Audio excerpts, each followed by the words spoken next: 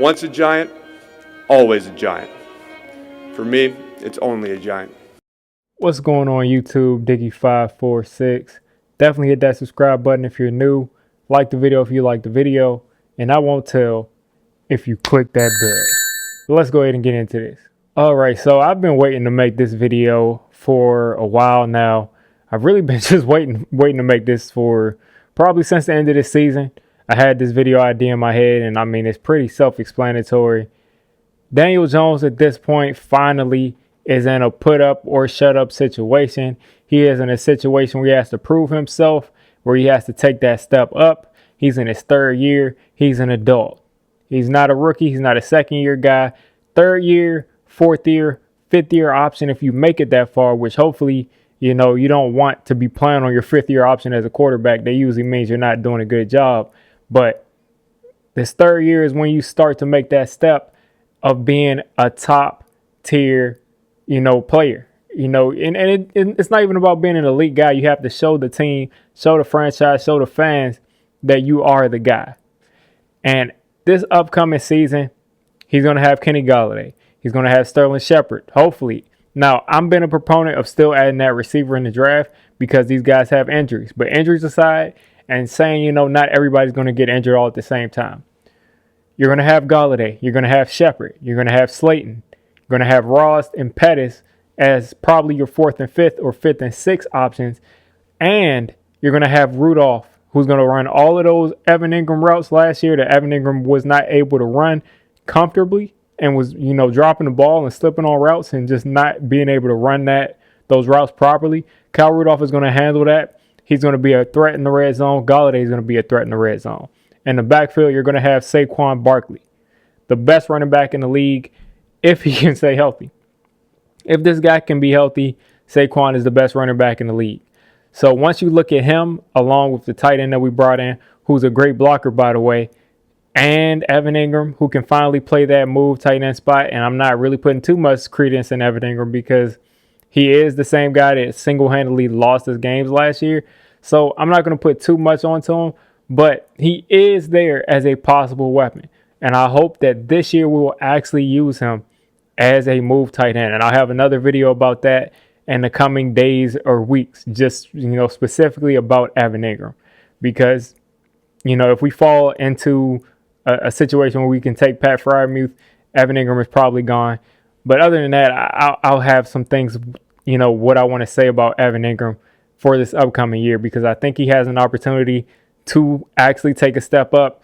I don't think the Giants will pay him if he just has, a really good season. He has to have a great season for the Giants to really extend him.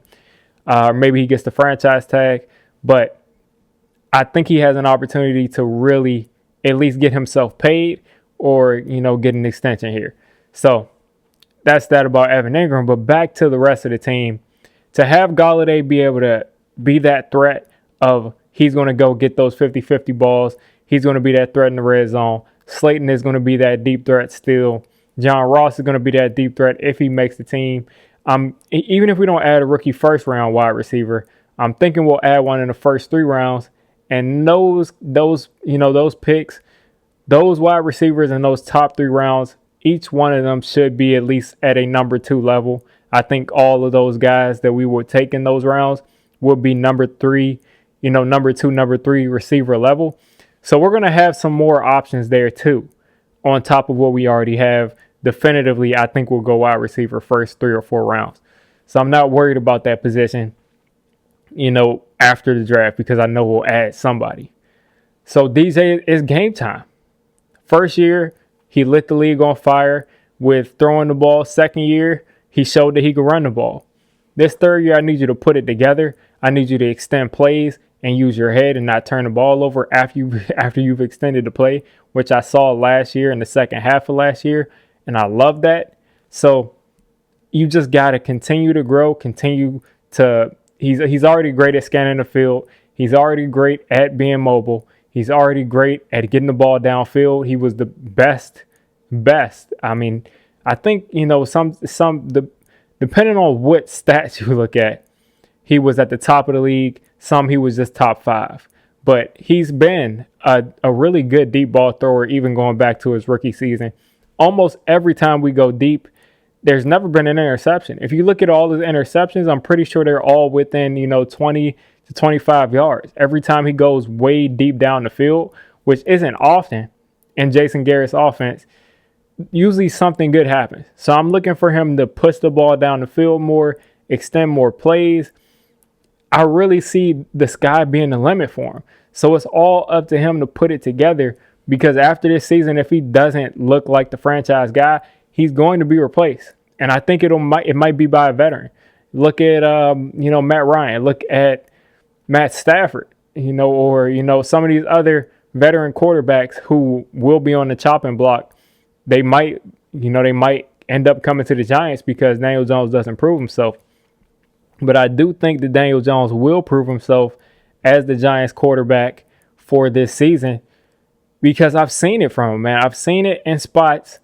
He's just got to do it consistently. I'm not concerned about the turnovers. If you look at year one, the fumbles were a horrible thing, because if that kept up, you just can't play in the league like that. You can't play in the league like that. But he had horrible blocking from the tackle spot, especially Nate Solder. His blind side was not protected almost ever. And if you're getting hit from that blind side, most of the time, if you don't see the guy coming, you're going to fumble the ball. And even with Andrew Thomas's struggles, that blind side protection got a lot better. And after the first half of the season, even when he was getting hit from that left tackle spot or that left guard spot, he was able to hold on to the ball. So I think he's gotten a lot better with the fumbles. I was never worried about the interceptions. Year one, there was some dropped interceptions that could have gone the other way.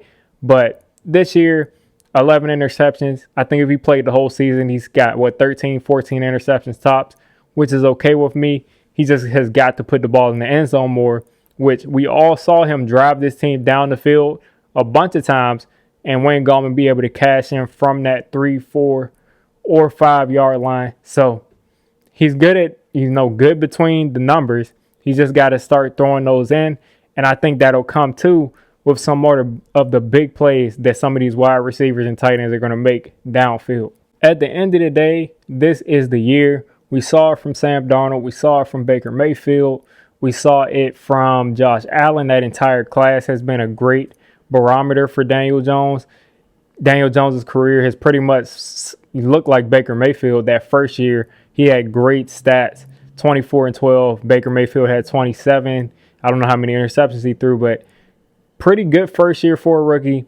Second year, they both fell down. Baker Mayfield was throwing interceptions all over the place. People were thinking about replacing him.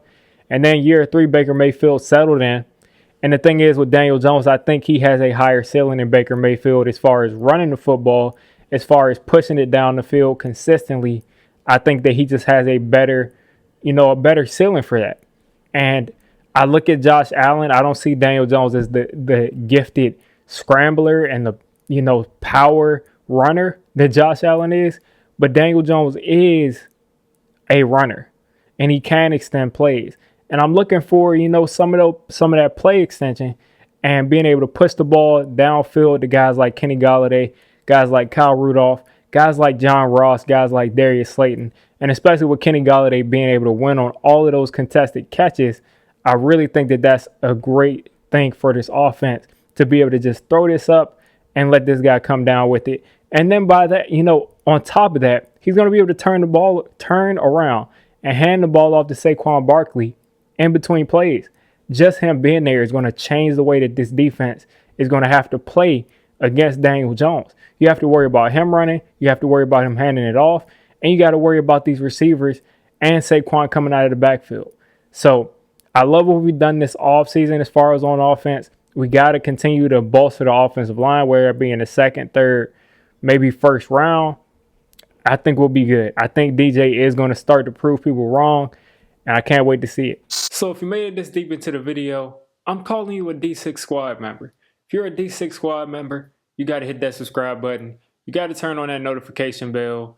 And listen, I make all kinds of content for NFL teams, so if you're not a Giants fan, don't worry. I'll cover your team. If I'm not covering your team, let me know, and have a good one.